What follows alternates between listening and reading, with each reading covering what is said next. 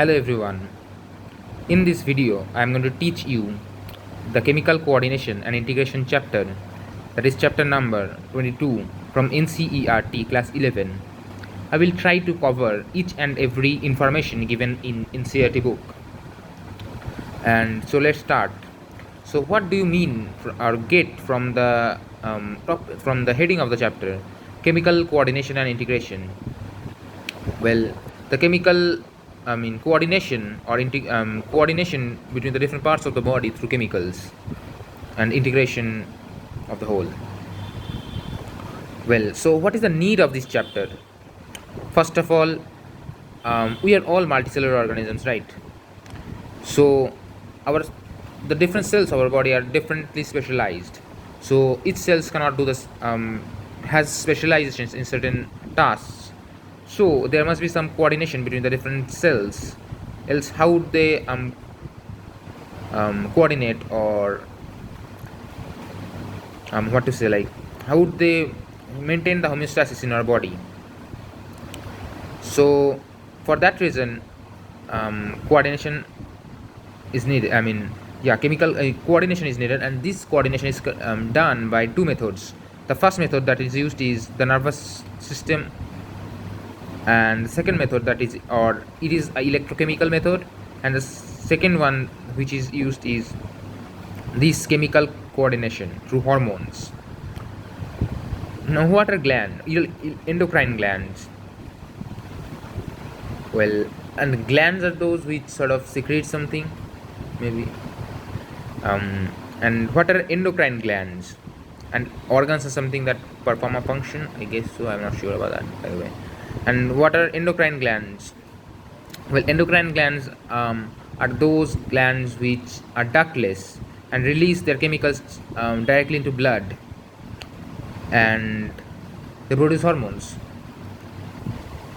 And hormones, and what are hormones? They are chemical messengers which are sent from one part of the body to another, or are given in the blood, and so they can spread from one part of the body to another. And they are non-nutritive, that is, they have no nutrition or sort of. And if you want, I can write it too. Well, it seems like you are wanting me to write it. Okay, so I said about the need. So here's the endocrine gland. So these are non-nutritive,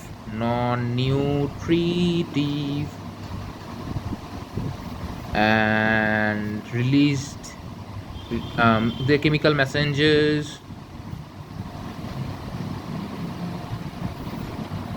Oh, sorry, I am writing about hormones. Sorry for that. And that was it. And next, and let's write about the endocrine glands too.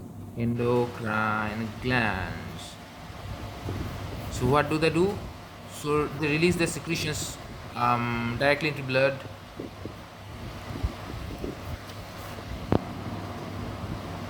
without ducts.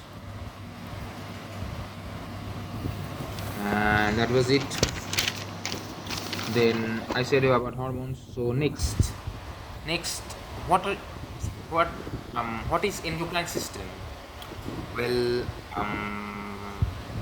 so what does it consist of? Well, absolutely, it should consist or endocrine glands, right? As the name suggests. But it contains certain more things. What are those? Well, it also contains other tissues which release hormones, hormone releasing tissues. And so that was it. And then the human endocrine system. In this chapter, we're actually going to learn about the human endocrine system. So what does it actually consist of? Well, first of all,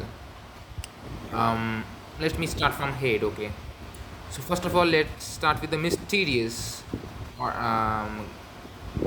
gland of our body, that is the pineal gland. So this is a endocrine, this is a part of the endocrine system of humans. And then there is pituitary gland, and before that I should write hypothalamus, I guess. I would like to write hypothalamus before I'm. Wait a minute, because I can't focus it. Yes. So hypothalamus. So these are both related. Present in our in our head, right? And then after pituitary, let's come to the neck. So what does the neck contain? It contains the thyroid gland, right? The focus is which is always getting out of focus.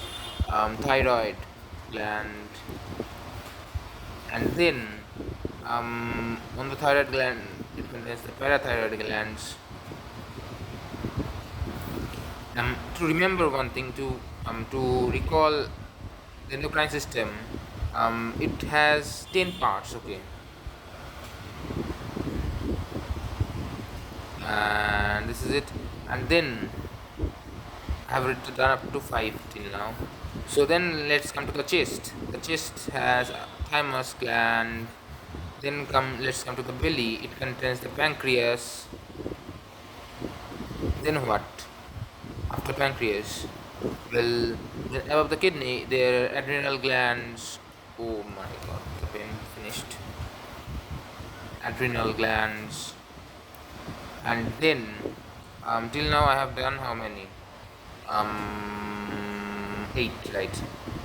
And then there are the gonads. There is the testes in male and ovary in female. Gonads. And what more is there? Oh, and then there are certain organs which have other functions, but they also release hormones. Wait a minute, let me focus it a little bit. Okay, now it's focused. Yeah. Then these are these are heart, kidney, then liver, and then our gastrointestinal tract. Okay, so these are it, and so that is it.